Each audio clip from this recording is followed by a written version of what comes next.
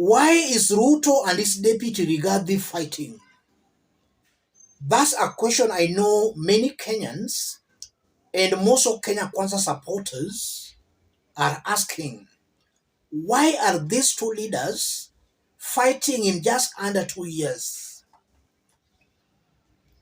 There are some remarks Rigathi made during the launch of Bati reality show, remarks that seems to answer that question. Listen to Rigathi before we continue. So, you guys, when you get up there, please remember to hold the hand of those who helped you go up. Ukifika pale juu usikae hapo peke yako. Tafuta mtu mmoja bili alikusukuma ukienda juu na wewe pia umuinue. That's why I salute Bahati for taking a child from the children's home and adopting and making that child live where he lives. I want to salute you. Many people, when they get up, they forget the journey. For you artists, I encourage you, if somebody played a small role in you getting up there, when you get up there, please don't forget. If you dissect those remarks objectively, then you will be able to see the remarks were not meant for Bahati or for Diana or for the content creators, but they were meant for William Ruto. Only that Rigathi Gachagua is not bold enough and brave enough to say they are meant for Ruto.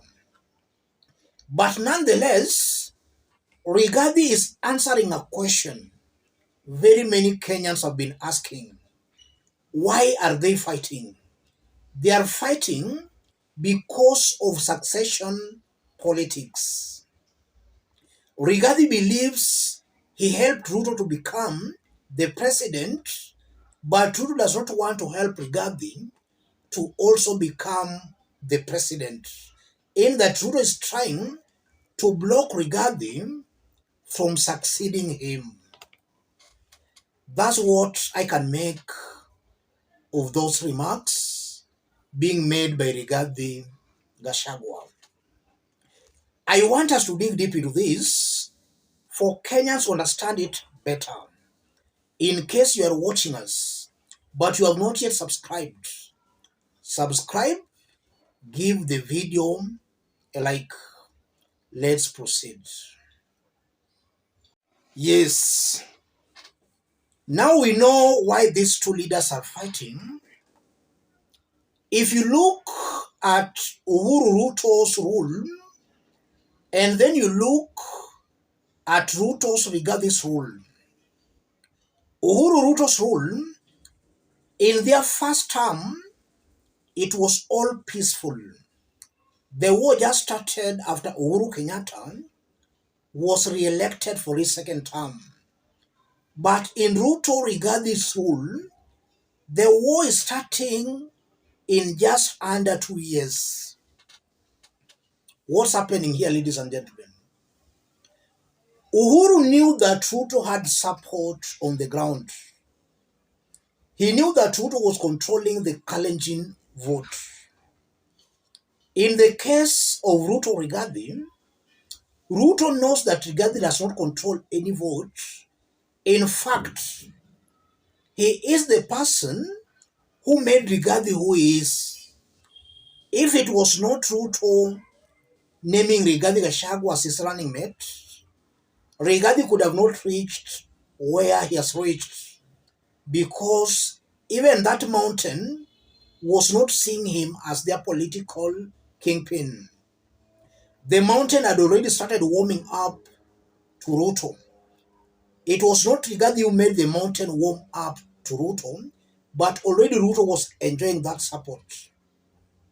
We know that the Kalenjin nation was warming towards Ruto even before Uhuru named Ruto as his running mate.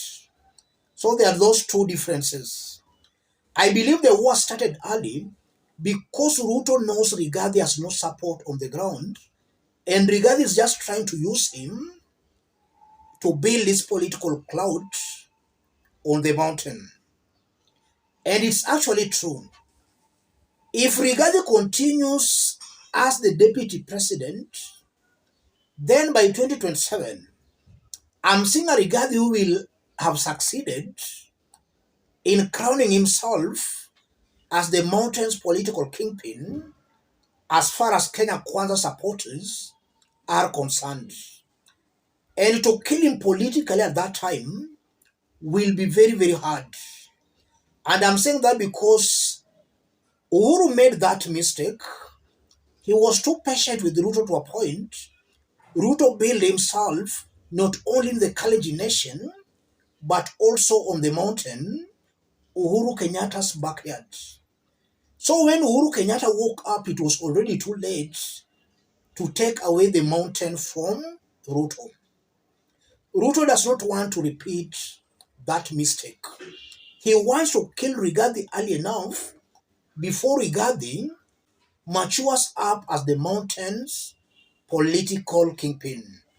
That's why the war has started early. And now for William Ruto to succeed, he should not be blowing hot and cold.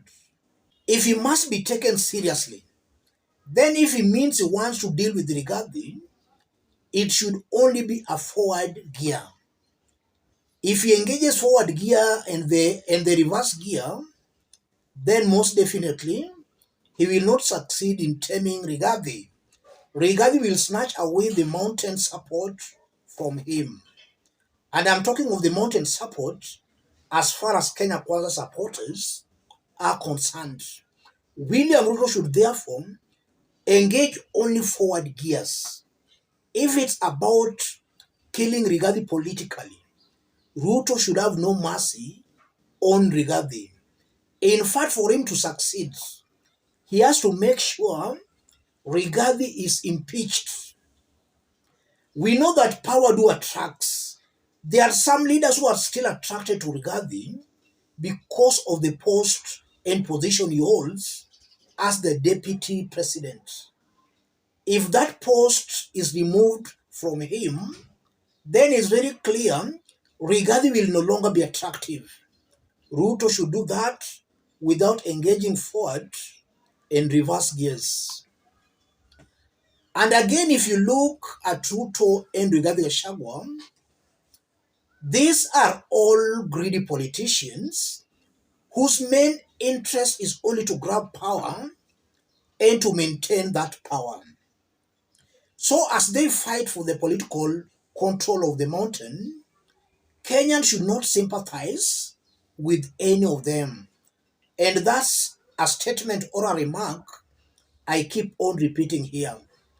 These two leaders have brought Kenyans serious shame and serious suffering. Their split is good for the unity of the country.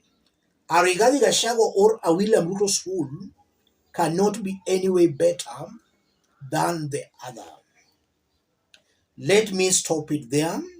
But as I stop, Ruto and his deputy are now taking the war to the content creators.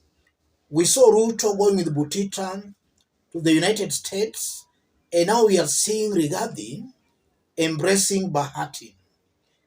I believe that's a very big blunder, and that they're really destroying these content creators. These content creators have done a wonderful job without being helped by Ruto or Rigathi.